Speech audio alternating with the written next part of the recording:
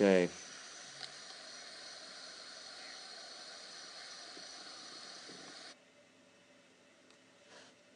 I like this setup here, Mike. Um,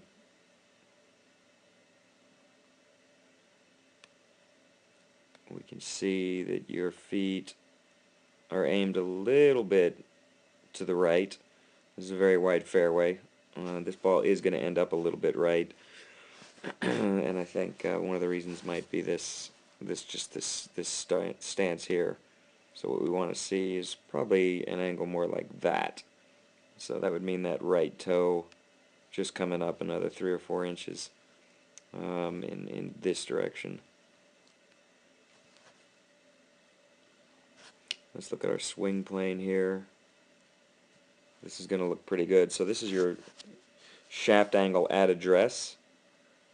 And what's really important is that your golf club works more or less along that same angle and can get back to that angle. So here we are halfway back, and you can see the shaft is perfectly parallel to that line, which is really good. The iPad being not mounted on a tripod makes this a little bit inaccurate because the iPod has moved a little bit. But right there again, we see that you're parallel, which is really good. It's what we want to see. I'm going to take that line away now because what I want us to look at, this is going to be something we'll see with Tim also. We don't have don't have that tool, sorry. There's not much of an angle between your left arm and the shaft of the club. So you see that angle right there?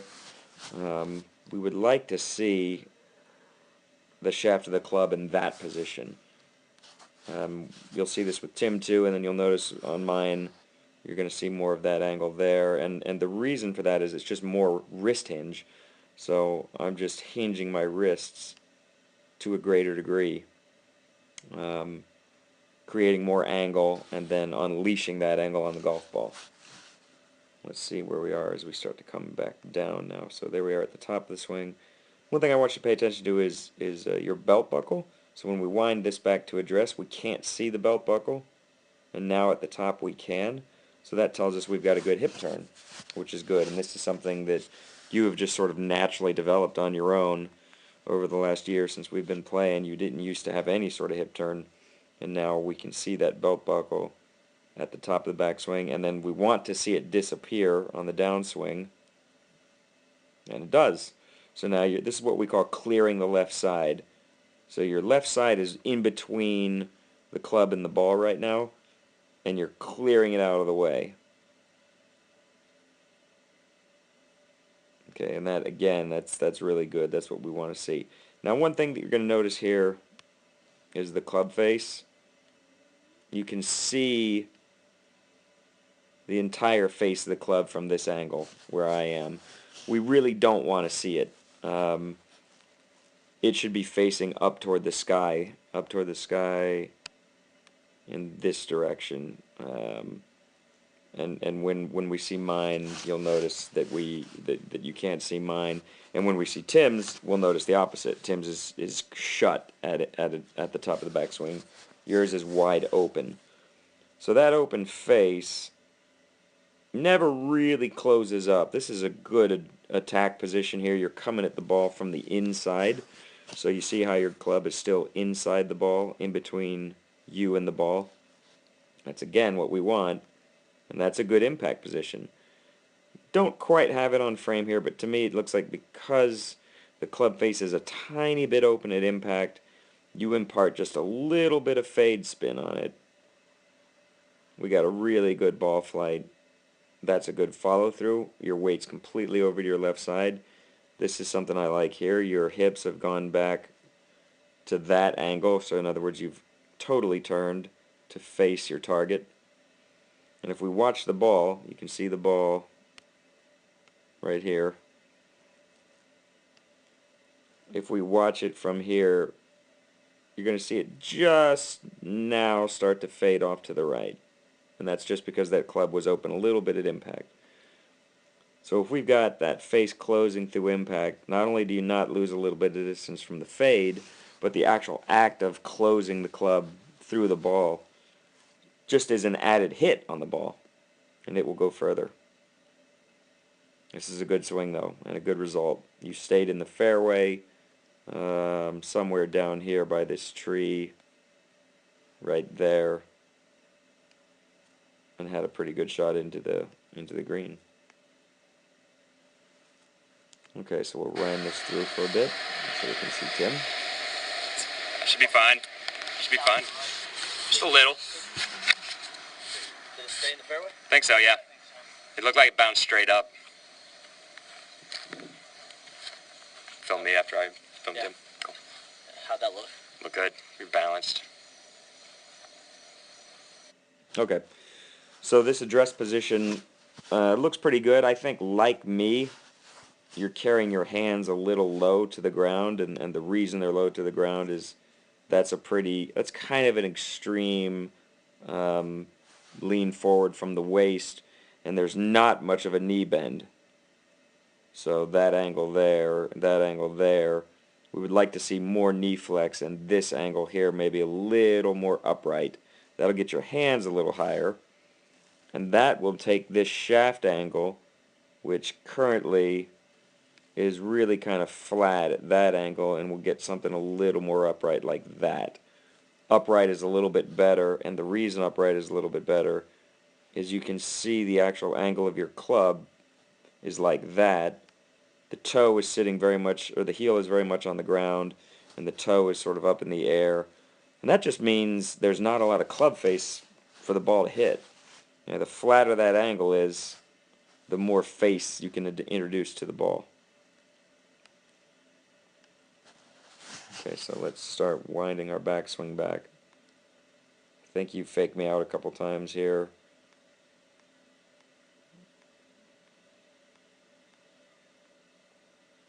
With these little rehearsals, which look good. Which, interesting, by the way, see how upright you are in that position right there. And by upright, I mean you can almost draw that line right back to the ball.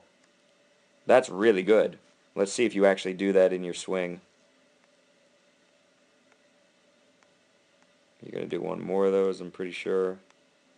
Yep, there it is. Before we wind the swing, let's check the toe line so you can see you're pointed a little bit right. I think that is something you were doing on purpose because you were hooking the ball.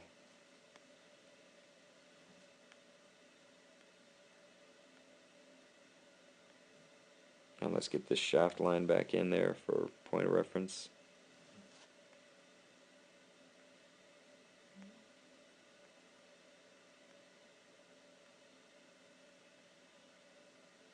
Okay, so the angle is good there, but what I can see is the club face. There's the angle of the club face. That's dead shut. Okay, that should be rotating up to that position. That would be the face of the club at that angle. Instead, it's at this angle, which means it's just not opening. And it's going to stay shut. Okay, it's shut there. And it's going to stay shut all the way down. Like I mentioned with Mike, there's not much of a wrist hinge going on there. So if your left arm is here, I'd like to see the golf club actually being there, and you're going to see that on mine. Because again, that's just where a lot of the power comes from hinging the wrists and then unleashing the wrists. Made a pretty good hip turn. It's hard to tell. We don't have you're wearing all black and there's no belt that we can see, but I can't see your left leg at all there, and then now I can. Okay? So that indicates you're turning the hips, which is good. A little bit of bend in the left arm. I'd like to straighten that up if we could. From here, what's going to happen is the club is just never going to open. So it's shut at the top. I like how you drop it down to the inside from here. So you watch this move where the club is here. And a lot of people would end up, the golf club on the way down would start to go in this direction. Yours is actually going to move back this way, which is good. See it come away from that red line. So that's really good. I like that. That indicates that you're coming from the inside. And this shows it to us again. So there's our ball, there's our club. You can see your club's coming from the inside. You guys would be amazed. Neither of you do it, but you'd be amazed how many people attack the ball from that angle. So when they're at the top of the backswing, they throw the club way outside, and they end up coming back to the ball from outside of the ball. Neither of you do that, and that's great because that's an almost impossible habit to break. Now this is something that is very different with you from both Mike and me, and this is something I suspected. Your hands are already past the golf ball. It's hard to tell from this rear angle, but you can see the shaft of the club flexing back this way.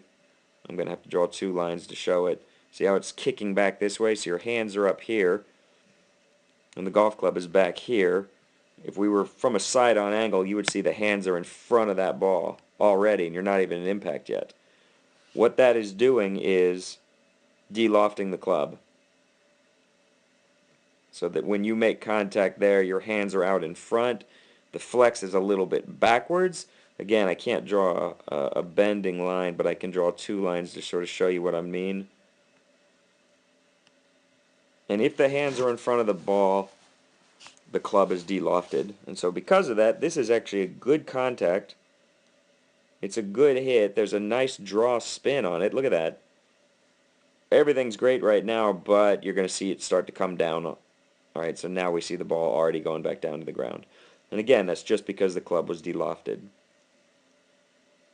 That ball flight, that draw spin is something that most amateur golfers would love to have. Most people slice.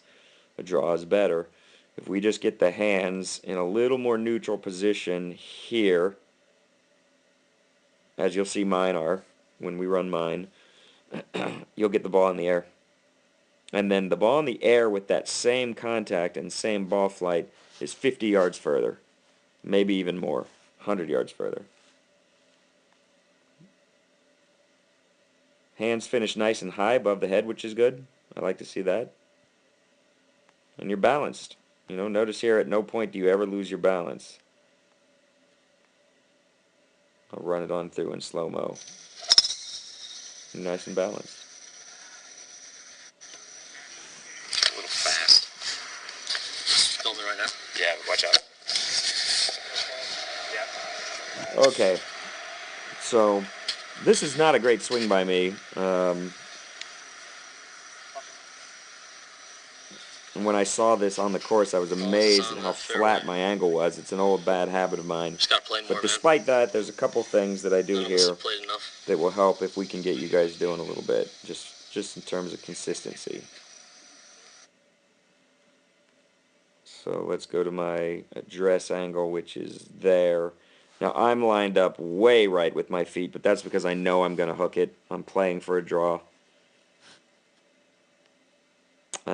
My shaft angle is what was really surprising to me, to see how flat that is. I need to be there. And if you remember, once I saw this on the iPad on the very next hole, that par 5 coming back the other way, I fixed that. I took a much more vertical backswing, and I was able to hit the ball a whole lot harder. So it's too flat, but if it's going to be flat, you need to stay consistent, and I stay pretty consistent here. You can see once I get my club in that position, it's perfectly parallel to that line and above it, and it should be above it. It shouldn't be right on it, because my shoulders are above the ball, and the club's going to turn with my shoulders. Now what you're going to see here is the wrist angle I was talking about that I'd like to see from you guys. So you see now how acute those 2 lines are. And if you remember, you guys were both more like that. Okay, that is just stored power. That's just hinging the wrist. Just like if you were casting a fishing pole. If you tried to cast a pole, if you tried to cast a line without hinging your wrist, it wouldn't go anywhere. So getting that wrist angle is really going to help you guys with distance. Again, my problem is that this whole thing should be happening like that, much higher. My left arm is way too low across my chest instead of above my head. My hands are actually below my head. My hands should be up here. And again, that's something I fixed on the very next hole, having seen this. Hip turn, something you guys both do pretty well. I'm pretty happy with mine here. Can't really see where the belt buckle would be. Now you can. And I'm going to get back into that same position, and now the belt buckle is disappearing. I've got a nice neutral face angle there. And I'm actually a little tiny past the ball there. See how my club head is a little bit outside the ball? And that's going to result in a ball flight that goes left. That's a pull. So if you watch the ball coming off the face, it just has to obey the physics of my club being outside the ball and swinging that way. Right? There's no way to fight that, so it is going to go a little bit left. Now luckily, I didn't hook this one. There was no spin taking it further left. So I end up staying in play right down by that bush. I didn't miss by a whole lot, but on a less forgiving course I might have. I like my golf club being this high in a follow-through position. So that's something to think about, is really swinging through and getting into a really high finish position. My finish position is actually a lot better than my impact position was. Okay, so now I've got the club wrapped all the way around my body and pointing straight down that line, and you guys can basically just forget about doing that because you're not flexible enough in the upper body. That's a skinny guy thing. Me and a bunch of 14-year-old Asian girls on the LPGA tour, we have this helicopter follow through. Again, that ball flight, it's straight. You know, if you can follow the ball itself, it's straight. There's no hook to it. I just pulled it. And we follow through here. My balance was okay, not great. Alright, hope that helps. That's stuff to work on going forward.